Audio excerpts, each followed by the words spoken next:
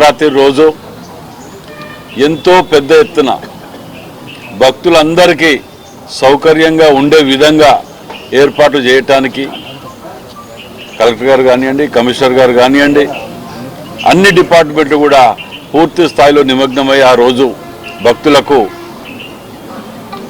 అసౌకర్యం కలగకుండా మంచి జరిగే విధంగా చేయాలనే ఆలోచనతోటి ఇవాళ క్యాలెండర్ కూడా ఆవిష్కరించడం జరిగింది. ఇప్పుడు మరి ఆ రోజు భక్తులకు ఎట్టి పరిస్థితుల్లో కూడా ఏ చిన్న ఇబ్బంది కలగకుండా ఉండే విధంగా ఏర్పాటు చేయాలని ఒకటి. మరి ఆ పరమశివులు వరంగల్ అందరికీ కూడా ఆయురారోగ్యాలు సుఖ సంతోషాలతో ఉండాలని ఆ భగవంతుని కోరుకుంటా మరి ఆ రోజు అందరూ కూడా సహకరించాలని చెప్పి ప్రత్యేకంగా మరి యువ గారు అయ్యగారు కూడా వీటికి పూర్తి స్థాయిలో అవసరమైతే విఐపీస్కు కొంచెం ఈసారి తగ్గించైనా దానిని భక్తులకు అందుబాటులో ఉండే విధంగా ఏర్పాటు చేయాలనే ఆలోచనతో కూడా మేము ఉన్నాం.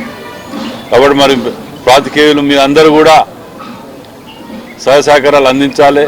దీనిని చాలా సక్సెస్ఫుల్గా ఈసారి ఎన్నడూ జరగని విధంగా ఏర్పాట్లు చేయాలనే ఆలోచనతో కూడా ముందుకు పోవడం జరుగుతున్నది. మేడారం జాతర అంటే మేడారంలో కొందరు విఐపీల ద్వారా ఇబ్బంది జరిగిందన్నమాట వాస్తవం. కానీ మీరు ఒక 10% కోణమే చూస్తున్నారు. అభివృద్ధి చేసిన 90% కోణంలో కూడా దాన్ని ప్రచారం చేయండి దయచేసి. ఎందుకంటే ఎన్నడూ చరిత్రలో లేని విధంగా దాని శాశ్వత పరిష్కారానికి టెంపరీగా ప్రతిసారి 200 కోట్లు కేటాయించడం, తినటం, అవతల పడటం కాకుండా పర్మనెంట్గా దాన్ని రోడ్లు వెడల్పు మొదలు పెడితే శిల్పులతోటి చెక్కియటం కానీ ఏది కానీ పోయిన ప్రతి ఒక్క భక్తుడు దాన్ని అప్రిషియేట్ చేస్తున్నారు. ఇలా మన ఏది సమ్మక్క సారక్క జాతర దగ్గర ఒక్క కాడ మాత్రం ఇప్పుడు అన్ని మంచి జరిగితే ఎందుకు గుర్తిస్తారు? ఎక్కడో చిన్న చిన్న తప్పులు జరిగినాయి, తప్పు వాడు జరగలేని కాదు.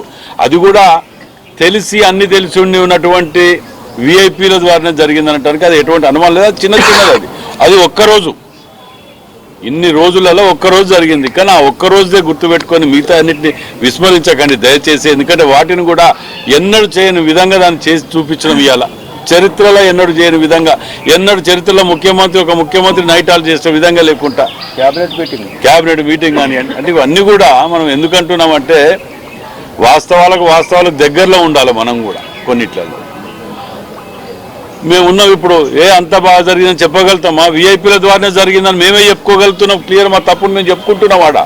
దానిని పునరుద్ధం కాకుండా చూసుకుంటాం. అట్లాగనే ఇక్కడ కూడా విఐపీలని తగ్గియటానికి కొందరు దాతలు ఉంటారు, పర్మనెంట్ దాతలు ఉంటారు.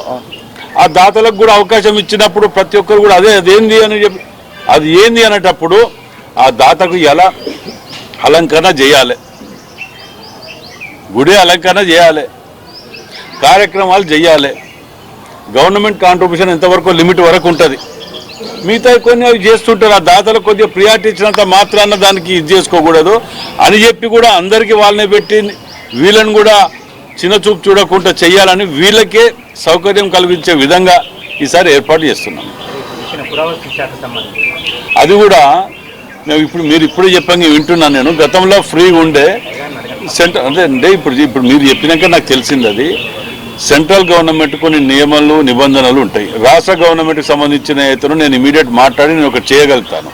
సెంట్రల్ది కాబట్టి కొంచెం టైం పడుతుంది. ఇంకో 2 రోజులు సమయం కూడా ఉన్నది. కాబట్టి నేను ఇవాళ ఆ డిపార్ట్మెంట్ వాళ్ళతో కూడా మీరు హైయర్ అఫీషియల్స్తో నేను మాట్లాడి దాని గురించి మన ఒక్క దగ్గర తీసుకుంటున్నారా, ప్రతి దగ్గర తీసుకుంటున్నారా? గతంలో నేను దుర్గామాతని 15-20 ఏళ్ళకి వెళ్ళి గుడి లోపల పెట్టేది. ఇక్కడ వారు ఇక్కడ ఈసారి ఏం చేసాడు, బయట పెట్టాలి అన్నారు. నేను మీరికి వెళ్ళి మాట్లాడి అటు చేసి మా ఇక్కడ తీసుకొచ్చి సార్ పెట్టగలిగినాం. హైట్కి ఇంతే ఉండాలి, అక్కడ ఇది చేయకూడదు, ఇది చెయ్యాలని నియమాలు నిబంధనలు కొన్ని పెట్టిండ్రు. అది ఒక్కరికి అంటే మంచి చెడు ఆలోచించకుండా ఎవరు చేయరు, ఏ పార్టీ కానీ, ఏ గవర్నమెంట్ కానీ, ఏది కానీ. దాని ద్వారా ఏమైనా నష్టాలు గుడికి కానీ ఇంకేదైనా వాతావరణానికి కానీ ఇబ్బందులు ఉన్నాయనంటే వాళ్ళు చేసి చేయవచ్చు కూడా. దానిని ఒకసారి నేను దేని గురించి అనేది ఎంక్వైరీ చేసుకున్న తర్వాత మీకు మేము ఒక 24 గంటలలో ఇప్పుడు మేము ఒక 24 గంటల లోపటే దీనికి జవాబు చెప్తాం, దానికి ఎటువంటి అనుమానం లేకుండా.